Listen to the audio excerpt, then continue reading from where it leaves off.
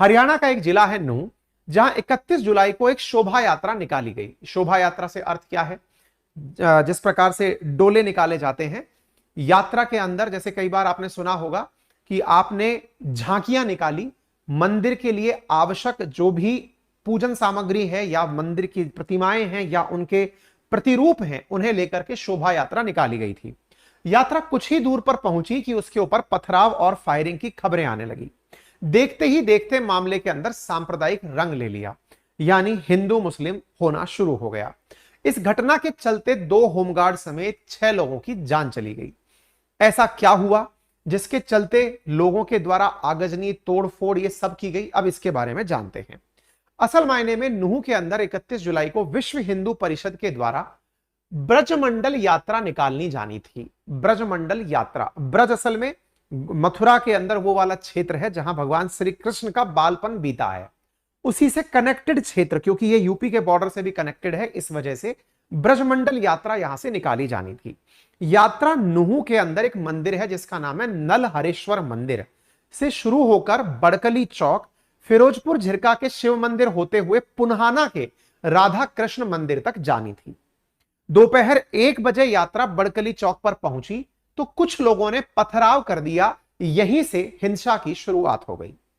जल अभिषेक यात्रा, यानी कि पानी जो भगवान के ऊपर अर्पित किया जाता है, वह यात्रा नलहरेश्वर मंदिर से शुरू हुई थी। यात्रा 500 मीटर ही आगे बढ़ी थी कि दंगाइयों ने हमला कर दिया। इसके बाद श्रद्धालु वापस आकर मंदिर में छिप गए। तब दंगाइयों ने पहाड़ी से गोलियां चलाना शुरू कर दिया। एक तरफ से आप जैसा समझ रहे हैं कि मंदिर के श्रद्धालु हैं, तो दूसरी तरफ से दंगाई पहाड़ों पर चढ़ करके गोलियां और पत्थर बरसा रहे थे। यह मंदिर 3 तरफ से पहाड़ों से घिरा हुआ है और उस मंदिर के जो श्रद्धालु थे उनके ऊपर पहाड़ों से चढ़ी हुई उन्मादी भीड़ के द्वारा पत्थर और गोलियां चलाई जा रही थी। मंदिर के सेवादार अमरपाल और यात्रा में शामिल लोगों के मुताबिक दंगा भड़का तो मंदिर में 4000 से ज्यादा लोग फंस गए। मंदिर में फंसे लोगों ने बताया कि उपद्रव के दौरान मंदिर के अंदर भी गिने चुने पुलिसकर्मी थे। दंगे भड़के तो आगे निकली यात्रा से लोग वापस मंदिर की तरफ भागने लगे। यह है नलहरेश्वर मंदिर, जो तीनों तरफ से अरावली की पहाड़ियों से घिरा हुआ है। लश ग्रीन क्षेत्र में यह जमीन पर बना हुआ मंदिर है। यहां पर मौजूद पुलिस वाले स्थिति को नहीं संभाल पाए।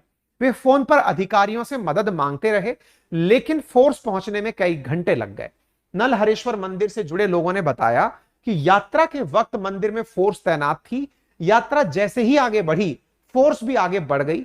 शहर के तिरंगा चौक पर दंगे के बाद यात्रा में शामिल लोग जान बचाकर वापस मंदिर आए, लेकिन उनके साथ फोर्स नहीं लौटी। इसी प्रकार से मंदिर के पुजारी दीपक शर्मा ने 1 अगस्त को बताया कि 31 जुलाई को 2 बजे तक सब ठीक चल रहा था। वे भी मंदिर के अंदर थे। अचानक 3 बजे के करीब बाहर से शोर सुनाई दिया, तो जो लोग दर्शन के लिए मंदिर आ रहे थे वे अचानक मंदिर से जाने लगे। अच्छा, यह बात भी थोड़ा सा समझने की है, क्योंकि सावन चल रहा है, शिवजी के मंदिर में श्रद्धालुओं की भीड़ लगी रहती है। दीपक आगे बताते हैं कि पहले मंदिर से 1.5 किलोमीटर दूर माहौल खराब हुआ, बाद में यह मंदिर तक पहुंच गया। मंदिर के बाहर ही फायरिंग हो रही थी, पहाड़ियों से फायरिंग की गई और रास्ते बंद हो चुके थे। स्थिति खराब थी, मंदिर में श्रद्धालु फंसे थे और पुलिस भी वहां पर कम थी। साथ ही साथ यहां पर तस्वीरें भी आना शुरू हुई। आप यहां पर मंदिर के चारों तरफ पहाड़ियां देख सकते हैं। यहां पर मंदिर दर्शन करने आई हुई भीड़ के श्रद्धालुओं के खड़े हुए वाहन देख सकते हैं, और यहां पहाड़ियों से चढ़कर के उन्मादी भीड़ के द्वारा पहाड़ियों से गोलियां और पत्थर बरसाने की बातें सुनाई दी। यहां पर पुलिस के द्वारा जो सादा वर्दी में थी उसे गोली चलाकर और दंगाइयों को फायर करके भगाने की कोशिश की गई। पुलिस के द्वारा जो सादा वर्दी में आपको यहां पर दिखाई दे रही है, इनके द्वारा दंगाइयों को पीछे धकेला गया। अब यहां से आगे इन दंगाइयों के द्वारा मंदिर की तरफ बढ़कर रास्ते में मौजूद जो गाड़ियां थी उनमें आग लगा दी गई। धीरे धीरे 6 लोगों की मौत हो गई, 50 से ज्यादा पुलिस वाले घायल हो गए, 150 से ज्यादा गाड़ियां जला दी गई। हिंसा के बाद नूंह में इंटरनेट बंद कर दिया गया। 2 अगस्त तक कर्फ्यू लगा दिया गया। 5 अगस्त की आधी रात तक नूंह, फरीदाबाद, पलवल, गुरुग्राम, मानेसर, पटौदी, सोहना, इन सभी के अंदर इंटरनेट बंद कर दिया गया। स्कूल, कॉलेज, कोचिंग सेंटर बंद कर दिए गए।